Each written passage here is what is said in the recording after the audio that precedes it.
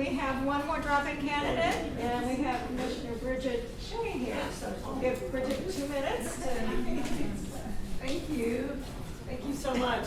Good to see you all. Thank you all for being here and for being good Democrats. Lago Vista, I love it. I can just pass these out.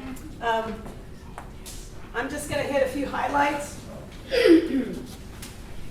I'm running for re-election to continue fighting for the things that we've been working on that are working.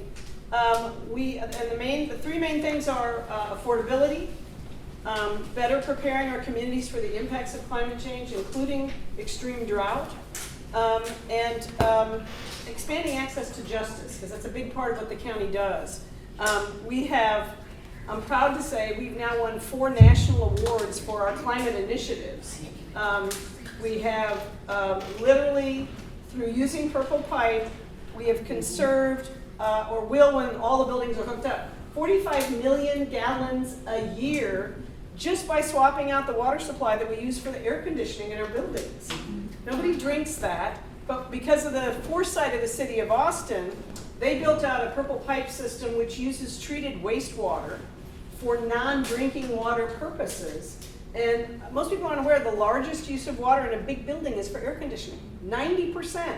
So if you think about the state capitol complex, really big buildings, they could literally avoid using almost 1 billion gallons a year if they just swapped out the water supply for their air conditioning systems.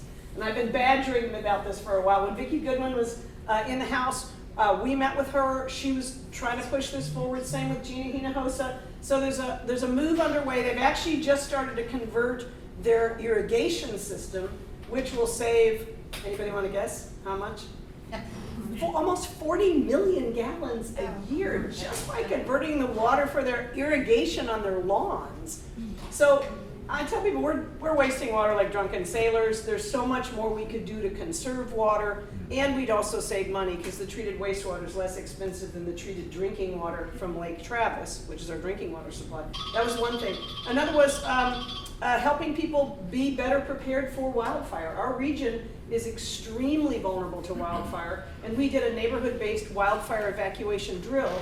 And if I'm reelected, we're going to continue those with at-risk neighborhoods. Another was a notification on your phones for when there's an emergency. People have started getting these now because we upgraded that system. When I took office, the system was based on landlines. I mean, you talk to young people and they have no idea what you're talking about with a landline. And we got them to convert to cell phones, so you're now getting notifications when there are emergencies.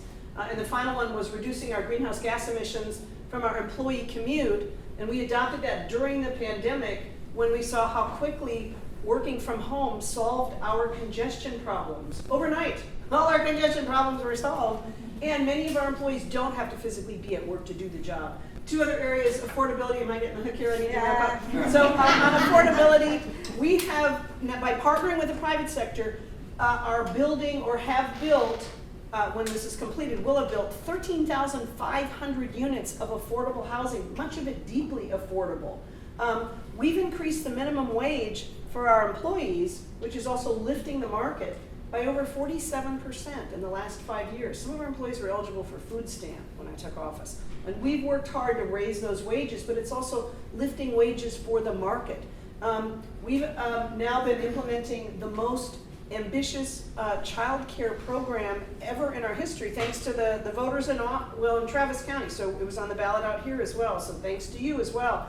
And 9,000 kids will literally have a better future because of it. Families that otherwise could not afford quality child care will now be able to access it through this program.